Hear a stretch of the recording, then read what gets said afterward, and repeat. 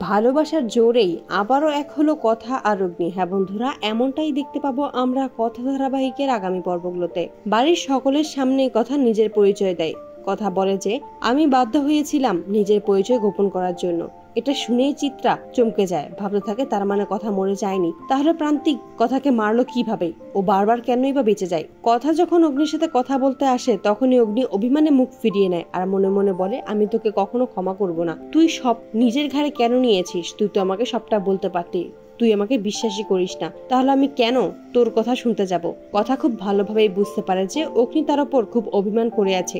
অগ্নিকে কথা বোঝায় এখানে বাবার তেমন কোনো দোষ নেই। অগ্নি তবুও কোনো কথা বলে না। কথা বলে যে বাবাকে ইচ্ছাকৃত ভাবেই ফাঁসানো হয়েছিল। অগ্নি তখন বলে, সেটা আমি বুঝতে পেরেছি, কিন্তু আমি তোমার থেকে কোনো কথা শুনতে চাই না। তখন কথা সমস্তটাই স্বীকার করে নেয় অগ্নির কাছে যে সে কেন নিজের পরিচয় গোপন করেছিল। কথা বলে, আমি আজকে বাধ্য হয়েছি নিজের পরিচয় সকলের সামনে বলতে, তবে এখনো আমার অনেক কিছু জানা বাকি আছে। সেই বন্যি ফুল চাষ করছে কারা বা কিভাবেই সেটা আমাদের জানতে হবে। সেই লোকজনদের মাঝে ছড়িয়ে দেওয়ার চেষ্টা করছে।